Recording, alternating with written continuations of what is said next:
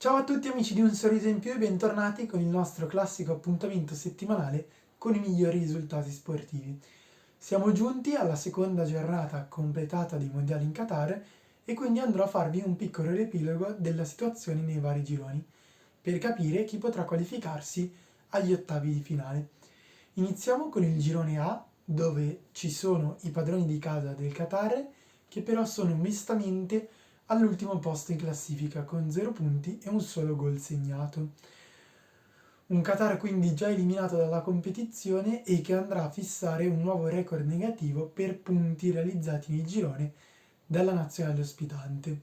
Il precedente record era di almeno 4 punti. Con una sola giornata al termine il Qatar potrà massimo arrivare a 3 e sarà molto difficile perché affronterà la squadra in testa al girone, cioè l'Olanda, mentre al secondo e terzo posto nel girone ci sarà uno scontro diretto tra Ecuador e Senegal, con i campioni d'Africa che dovranno in tutti i modi vincere questa decisiva partita per raggiungere gli ottavi di finale. Nel secondo girone vediamo in testa l'Inghilterra, un'Inghilterra che però non è ancora sicura della qualificazione perché ha solo 4 punti e andrà ad affrontare il Galles nell'ultima partita del girone. Scontro decisivo, anche qui, tra seconda e terza, cioè tra Iran e Stati Uniti. L'Iran, con 3 punti conquistati grazie a una meravigliosa vittoria per 2-0 nel recupero contro il Galles, avrà 2 risultati su 3 a disposizione, mentre per gli Stati Uniti l'unico imperativo è vincere per qualificarsi agli ottavi di finale e alla fase eliminazione diretta. Nel girone C invece troviamo in testa la Polonia, che ha battuto per 2-0 la favola Arabia Saudita, l'Arabia Saudita che, come ricorderete, aveva battuto l'Argentina nella prima partita del girone. Un'Argentina che si è ripresa, ha battuto il Messico per 2-0 grazie a uno splendido gol soprattutto di Messi, che ha sbloccato una partita che sembrava andare verso uno scialbo 0-0 e ha permesso così all'Albiceleste di sperare e credere ancora in una qualificazione. Argentina che affronterà proprio la Polonia nell'ultima giornata.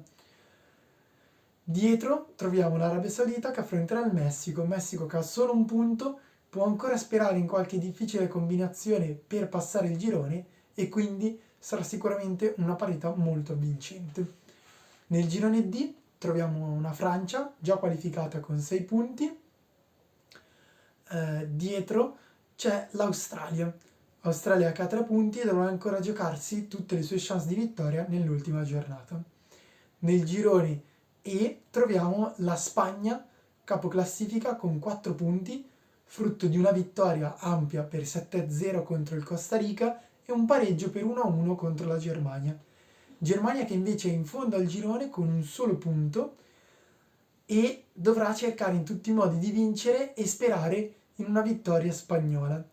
Infatti la Germania ha perso la prima partita del girone contro il Giappone, che si ritrova a 3 punti in classifica, il quale però a sua volta ha perso contro la Costa Rica, che quindi ha 3 punti in classifica anche lei. Pensate, la Costa Rica ha segnato fin qui con il suo unico tiro in porta, un gol decisivo che gli è valso ben 3 punti. Una storia davvero surreale e che vedremo come si concluderà, perché è tutto in gioco per un passaggio agli ottavi, nella sfida decisiva contro la Germania. Nel girone F troviamo invece in testa la Croazia, una Croazia che ha 4 punti, ha battuto nell'ultimo turno il Canada e di fianco a lei trova anche il Marocco. Un Marocco sorprendente che ha battuto nell'ultimo turno il Belgio e ha festeggiato in tutti i modi possibili quello che potrebbe essere la sua chance di arrivare finalmente agli ottavi di finale. Belgio invece grande deluso del torneo, una vittoria iniziale contro il Canada e poi poco altro. La sconfitta con il Marocco è semplicemente stata la logica conseguenza, anche se non è tutto perduto per i terzi classificati della scorsa edizione, Russia 2018. Infatti nell'ultima giornata se la vedranno contro la Croazia e una vittoria li qualificherebbe al turno successivo. Nel girone successivo invece troviamo il Brasile anche lui già qualificato con 6 punti, frutto di una bella vittoria per 1-0 contro la Svizzera, eh, Svizzera, che ora deve giocarsi le sue carte per la qualificazione nell'ultima giornata.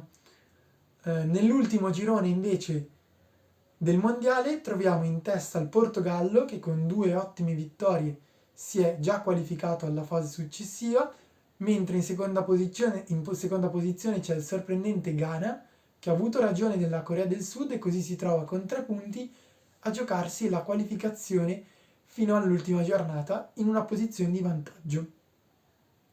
Nelle ultime 2 posizioni di classifica troviamo Corea del Sud, quindi, con 1 punto, e Uruguay con 1 punto, frutto del pareggio tra loro due.